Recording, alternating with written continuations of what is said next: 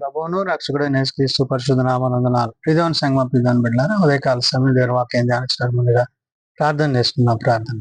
కృపగల తండ్రి దయగల సేని బంగారు పదాలకు లెక్కలేని వందనాలు, స్తుతులు, స్తోత్రములు. గతించిన రాత్రి అంతా రేఖల చాటును కాచి కాపాడి సంరక్షించండేమో ఉదయకాల సమయం సజ్జలెక్కని ప్రార్థించుండగా వాక్యమైన దేవుడు వాక్యం ద్వారా నాతో మాతో మాట్లాడి మీరే మహిమా గంత ప్రభావాలు పొందమని యేసునామమున అడుగుచున్నాం తండ్రి.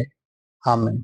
ఇదే సంగమ ప్రియమైన బిడ్డలను విడుదలకు ఏర్పాటు చేయండి. దీని వాక్యభావం అపోస్తులైన పౌలు తీతుకు రాసిన పత్రిక 3వ అధ్యాయము 8 నుంచి 11 వచనాలు ధ్యానం చేసుకున్నాము. అపోస్తులైన పౌలు తీతుకు రాసిన పత్రిక 3వ అధ్యాయము 8 నుండి 11 వచనంలో ఈ విధంగా రాయబడినవి. ఈ మాట నమ్మదగినది గనుక దేవుని యందు విశ్వాసం ఉంచిన వారు సత్క్రియలను శ్రద్ధగా చేయుటయందు మనస్సుంచునట్లు నీవి సంగతులను గూర్చి దృఢముగా చెప్పుచుండవలనని కోరుచున్నాను. ఇవి మంచివియు మనుష్యులకు ప్రయోజనకరమునైనవి అన్నవి గాని అవివేక తర్కములను, వంశావళులను, కలహములను, ధర్మశాస్త్రమును గూర్చిన వివాదములను, నిష్ప్రయోజనమును, వ్యర్థమునైన ఎన్నవై గనుక వాటికి దూరముగా ఉండుము. పౌలు తీతుకు పత్రిక రాస్తూ సత్క్రియలను శ్రద్ధగా చేయవలను అంటున్నాడు. అంటే మంచి కార్యాలు దేవుని కొరకు, ప్రభు కొరకు, ప్రభు యొక్క పరిచర్య కొరకు, పరిశుద్ధాత్మ దేవుని యొక్క సహాయము పొందిన వాడవై దేనిని చేయుట దేవుని చిత్తమైనదో దానిని గ్రహించి చేయాలి అనే మాటని ఇక్కడ పౌలు తీతుకు చెప్తున్నాడు. అందుకనే ఈ మాట నమ్మదగినది గనుక దేవుని యందు విశ్వాసం ఉంచిన వారు అంటాడు. ఏ మాట? ఈ సత్క్రియల బట్టి, అంటే దేవుని పని చేయటంలో, దేవుని కార్యం చేయటంలో ఆయన ఇచ్చిన ఆధిక్యతను గుర్తెరిగి నీవేమై ఉండాలంటే విశ్వాసమందు మంచి సత్క్రియలను శ్రద్ధగా చేయుటకు అంటున్నాడు. అంటే ప్రభువుని బట్టి, ప్రభు యొక్క కార్యాన్ని బట్టి పౌలు తాను ప్రభువుని విశ్వసించి అంగీకరించి దేవుడు తన పట్ల చేసిన ఆ అద్భుతమైన కార్యాన్ని బట్టి మరి తాను దమస్కు మార్గమున వెళ్తున్నప్పుడు మరి ఆకాశము నుండి అగ్ని అతన్ని దహించినప్పుడు అతని పాపపు పొరలు తొలగింపబడింది. అంటే తన పట్ల ఏదైతే దేవుడు చేశాడో, ఏదైతే తాను పొందుకున్నాడో, తనలో ఉన్న పాపాన్ని తాను విడిచి క్రీస్తుని కలిగిన వాడే తాను జీవించాడో వాటిని బట్టి ప్రభువుని గనపరుస్తున్నాడు. అందుకని ఇక్కడ తీతుకు చెప్తున్న మాట, ఈ మాట నమ్మదగినది గనుక దేవుని యందు విశ్వాసం ఉంచిన వారు అంటున్నాడు. అప్పటి నుండి పౌలు తన యొక్క విశ్వాసాన్ని ప్రభువు మీద కొనసాగించాడు. కాబట్టి సత్క్రియలను శ్రద్ధగా చేయుట యందు అంటున్నాడు. అంటే మంచి కార్యాలు దేవుని కొరకు, పరిచర్య కొరకు, ప్రభు కొరకు, ఆత్మల పట్ల భారం కలిగి చేసే ప్రతి పనిని కూడా ఆశీర్వదించి దీవించే దేవుని యొక్క చిత్తాన్ని గురించి చెప్తూ అంటున్నాడు. శ్రద్ధగా చేయుట యందు మనస్సుంచున్నట్లు అంటాడంటే నీ మనస్సును వాక్యమునందు, విశ్వాసమునందు, ప్రార్థన యందు స్థిరపరచుకోవాలి. పరసంబంధమైన దేవుని యొక్క ఉద్దేశాల చేత నీవు క్రీస్తుకు సాక్షిగా నీవు ఉండాలి అనే విషయాన్ని పౌలు ఇక్కడ మరి తీతుకు చెప్తూ అంటున్నాడు. సత్క్రియలను శ్రద్ధగా చేయటి యందు మనస్సుంచున్నట్లు నీవి సంగతులను గూర్చి అంటాడు. అంటే దేవుని యొక్క సంగతులు, దేవుడు చేసిన కార్యాలు, వాటిని నువ్వు ఎప్పుడు మర్చిపోకుండా వాటిని కొనసాగిస్తూ వాటి యందు నీ యొక్క ప్రేమ, అంటే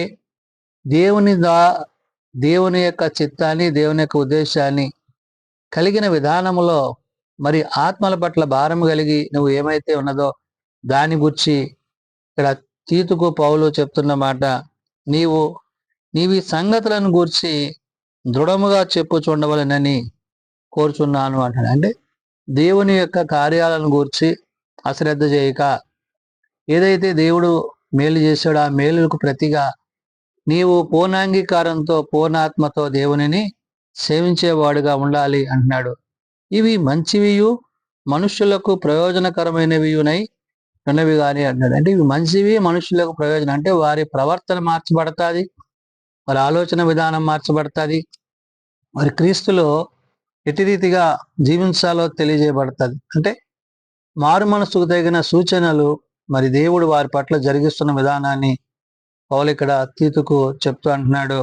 ఇవి మంచివియు మనుషులకు ప్రయోజనకరమైనవి ఉన్నవి అంటాడు. కాబట్టి ఎప్పుడైతే మారు మనసు కలిగి పాపక్షమాపణ కలిగి ప్రవర్తన చేర్చబడి, క్రీస్తులో చేర్చబడి, ఆత్మలో చేర్చబడి, వాక్యములో చేర్చబడి, విశ్వాసములో నీవు కొనసాగుతావో అప్పుడు సత్క్రియలను శ్రద్ధగా చేయవాడు అవుతావు అన్నాడు. అంటే పాపపు తలంపులు, ఆలోచనలు ఏమాత్రము రాక దేవుని ప్రేమ యందు నిలిచిన వాడు ఉంటావు. కాబట్టి అవివేక తర్కములను, వంశావులను, కలహములను, ధర్మశాస్త్రమును గూర్చి అన్నాడు. అంటే వివాదాస్పదమైన వాటి యందు మనస్సు ఉంచక లోకమునందును, పాపమునందును, శరీరమందును మరి ఈ యొక్క వివాదాలు దేని వల్ల కలుగుతున్నాయి అంటున్నాడు.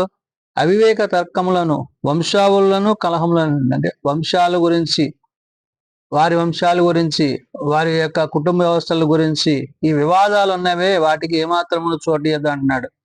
వంశావులకు, కలములకు, ధర్మశాస్త్రమును గూర్చి వివాదములకు నిష్ప్రయోజనమును అంటాడు. ఇలాంటివి దేవుని యొక్క చిత్తాన్ని నెరవేర్చవు సరిగదా, అవి నిన్ను విశ్వాసం నుండి నాశనానికి నడిపించేవి. కాబట్టి కలహములను, ధర్మశాస్త్రమును గూర్చిన వివాదములను, నిష్ప్రయోజనమును, వ్యర్థమునై ఉన్నవి అన్నాడు. కాబట్టి ఈ నిష్ప్రయోజనమైన, ఉపయోగం లేనివి, ఆత్మల పట్ల భారము లేనివి ఏవైతే ఉన్నావో వాటిని గూర్చి మాట్లాడుతూ మరి నిష్ప్రయోజనమైన, వ్యర్థమైన ఉన్నవి కనుక వాటికి దూరముగా ఉండమన్నాడు. కాబట్టి దానికి దూరంగా ఉండాలి. అంటే దేనికి నీవు దూరంగా ఉండాలో, దేనికి నువ్వు దగ్గరగా ఉండాలో పౌలు తీతుకు చెప్తున్నాడు. వాక్యానుసారంగా ఉండాలి, ఆత్మరక్షణలో ఉండాలి, ఆత్మసాక్ష్యాన్ని కలిగి ఉండాలి, దేవుడు నీ పట్ల చేసిన అద్భుత ఆశ్చర్యకార్యాలకు తగినట్లుగా నీవు ప్రవర్తిస్తూ ఉండాలి.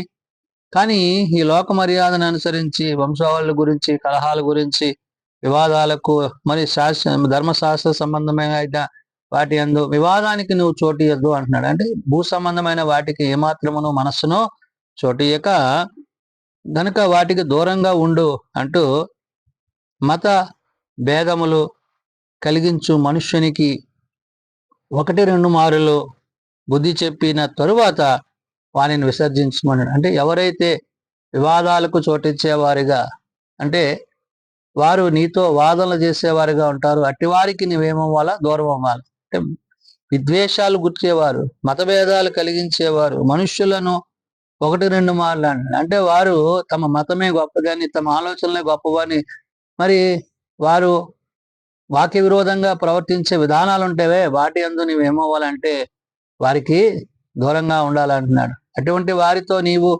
జాగ్రత్తగా ఉండాలన్నాడు. అటువంటి అపవాది సంబంధమైన ఆలోచనల చేత నీవు దేవుని యొక్క చిత్తానికి దూరం అవుతావు. కాబట్టి ఇక్కడ పౌలు మరి తీతు చెప్తున్నాడు, మతభేదములు కలిగించు మనుష్యునికి 1-2 మార్లు బుద్ధి చెప్పిన తరువాత వానిని విసర్జించమను. 2-3 సార్లు చెప్పు, వింటే సరి, లేదంటే అక్కడ దాన్ని విడిచిపెట్టే అంటున్నాడు. అంటే ఏంటి? వివాదానికి చోటు యొక్క ఆత్మకు ఆటంకం కలిగించే దానికి ఏమాత్రమును చోటు ఇవ్వద్దు అంటున్నాడు. అట్టివాడు మార్గము తప్పి తనకు తానే శిక్ష విధించుకొనివాడై పాపము చేయుచున్నాడని నీవెరుగుదు అన్నాడు. కాబట్టి అలాంటి వాడు దేనికంటే పాపానికి, నాశనానికి, శరీరానికి అతడు బందీ అవుతున్నాడు. కాబట్టి ఆ వివాదాలు, అటువంటి పరిస్థితులను నీవేమాత్రమును ఆహ్వానింపక, అంగీకరింపక దేవుని యొక్క వాక్యమునందు ఆత్మ యందు నువ్వు నిలిచిన వాడయుండు. ఎప్పుడైతే నీవు మతభేదాలు కలిగించు మనుష్యునికి నీవు చోటియక, వాటి వివాదాలకు చోటియక ఆత్మ యందు నిలిచిన వాడవై ఉండాలంటున్నాడు. కాబట్టి ఇక్కడ అట్టివాడు మార్గము తప్పి తనకు తానే శిక్ష విధించుకుని, కాబట్టి అతనికి దేవుని యొక్క శిక్షా విధి ఏదైతే ఉందో దేవుడే తగిన కాలం ముందు శిక్ష విధిస్తాడు. కాబట్టి నీవు అతనితో వివాదానికి చోటియక, ఏ ఆత్మ చేత అయితే నువ్వు రక్షింపబడో ఆ ఆత్మలో నువ్వు కొనసాగుతూ క్రీస్తు ప్రేమలో ఉండాలంటున్నాడు. కాబట్టి తాను శిక్షావిధి కొనుకాడు అయింది, పాపము చేయవానికి నీవే ఎరుగుదు అంటాడు. కాబట్టి నీవు పొందుకున్న ఆ యొక్క స్వస్థత, నీవు పొందుకున్న ఆత్మరక్షణ ఏదైతే నమ్మదగినది, దేవుని యందు విశ్వాసం ఉంచి సత్క్రియలు చేస్తూ విశ్వాసంలో కొనసాగుతున్నావో వాటిని కొనసాగిస్తూ దేవుని యొక్క మాటల చేత, ఆత్మ చేత ఆయన సన్నిధిలో నిత్యము నిలిచేవాడివై ఉండాలి. వివాదానికి చోటు ఇవ్వద్దంటున్నాడు. వంశావళి విషయంలో అవివేక తర్కములకు నీవు చోటు ఇవ్వద్దంటున్నాడు.